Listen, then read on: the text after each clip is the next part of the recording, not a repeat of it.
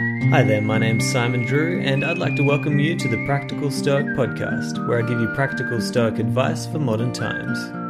If you'd like to learn more about Stoicism, or if you want some added inspiration in your day, just go to my website. It's risetothegoodlife.com. If you're interested in transforming your life with Stoic principles, then I also offer one-on-one coaching. To book your first free session, just head to risetothegoodlife.com/coaching and follow the links. But for now, enjoy this episode. Hi there, my name's Simon Drew, and welcome to the Practical Stoic Podcast.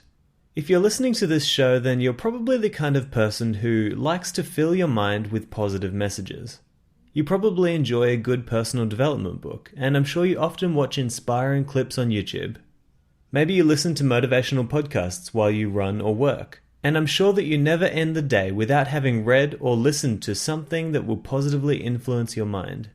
You know, I'm that kind of person as well. Ever since my 20th birthday, when I went to my first seminar, I have been completely obsessed with personal development materials, whether that's books, podcasts, or videos.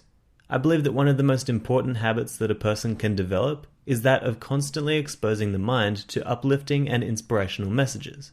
Because motivation is not something that you either have or don't have. Motivation is something that must be nurtured and practiced. It is something that begins to leave the mind as soon as it enters into the mind. And so constant exposure to motivational stimuli can play a large role in maintaining that motivation. Seneca agreed that we should regularly listen to greater minds than ours, and he suggested that one of the main aims of philosophy is to provide inspiration to all those who listen to or study it. He said, quote, "The power of philosophy is such that she helps not only those who devote themselves to her, but also those who come into contact with her. A person going out into the sun, whether or not this is what he is going out for, will acquire a tan.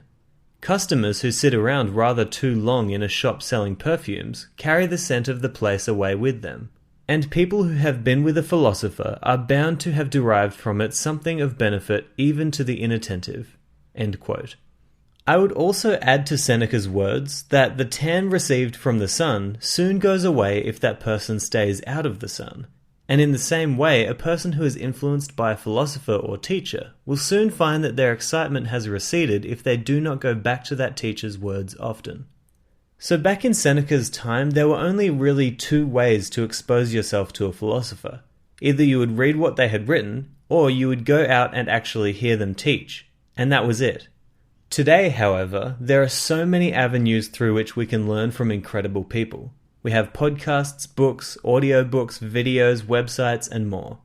And if you're the kind of person who I've described previously, the kind who likes to often hear positive messages through these mediums, then I can tell you that you are among wonderful company, because I recently learned that Seneca himself felt as though exposure to motivational literature helped him to nurture the motivation to be better.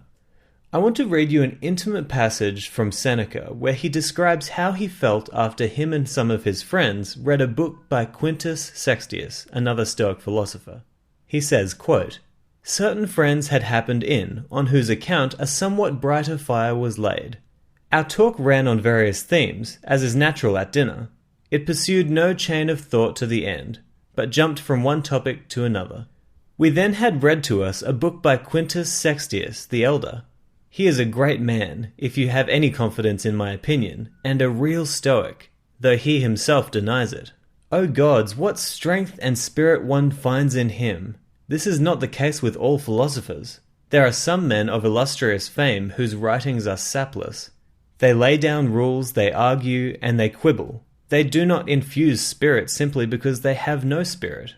But when you come to read Sextius, you will say, 'He is alive, he is free, he is more than a man. He fills me with a mighty confidence before I close this book.' I shall acknowledge to you the state of mind I am in when I read his works. I want to challenge every hazard. I want to cry, 'Why keep me waiting, fortune? Enter the lists, behold, I am ready for you.' I assume the spirit of a man who seeks where he may make trial of himself, where he may show his worth. I want something to overcome, something on which I may test my endurance. For this is another remarkable quality that Sextius possesses. He will show you the grandeur of the happy life, and yet will not make you despair of attaining it. you will understand that it is on high, but that it is accessible to him who has the will to seek it." End quote. So obviously Seneca was quite moved by the writings of Sextius, so much so that he even felt as though he was a new man, one who could take on the world and accomplish anything he wanted, a man who could take on new challenges while bypassing any difficulty. And the reason why I really resonated with this quote is because I myself feel exactly like Seneca felt every time I read a great book or watch an inspiring video or listen to a great conversation on a podcast. I feel like I want to take on the world. I feel like I want to accept new challenges. I feel like I need to become a better person so that I can achieve the life that I want. And that's the power of feeding inspiring stimuli to your mind. Now, obviously, a person must take action if they want to see changes in life. But often all we need in order to take that first step is a new idea, an encouraging word, an inspired message, or for someone to, as Seneca said, show you the grandeur of the happy life, and yet not make you despair of attaining it. Positive messages lead to positive thoughts. Positive thoughts lead to positive actions. And positive actions lead to positive results. It's that simple. And so, as I end this episode, I want to encourage you to pick up an inspiring book, listen to a great podcast, or watch a motivational seminar. Search for something that will inspire you to be better, to become more courageous, to see the world in a different way. Take a moment to grow your mind and to see if you can't become a more motivated person, someone who is excited for the opportunities on the horizon. As you do this, I know that you will, like Seneca, want to challenge every hazard and want to cry, "Why keep me waiting, fortune? Enter the lists. Behold, I am ready for you." Hey there, thank you so much for listening to this episode. I really appreciate all of your support, and I really appreciate how much everybody is getting involved in this community, whether it's on Facebook or through the email list that I send out each week. And I just wanted to note that in order to help you to find these inspiring resources that I'm talking about, I'm currently putting together a list of all of my favorite books, podcasts, and videos.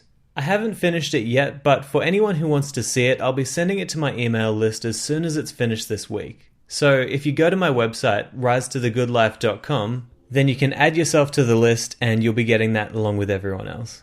So anyway, I'm looking forward to talking to you on Wednesday, but until then I hope that this episode has helped you on your rise to the good life. Ciao. Thank you so much for listening to this episode of the Practical Stoic Podcast.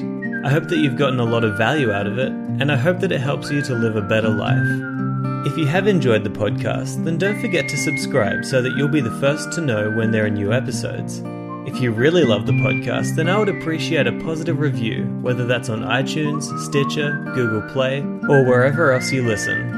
Don't forget that if you're interested in one-on-one Stoic coaching, then you can head to risetothegoodlife.com/coaching to book your first free session today.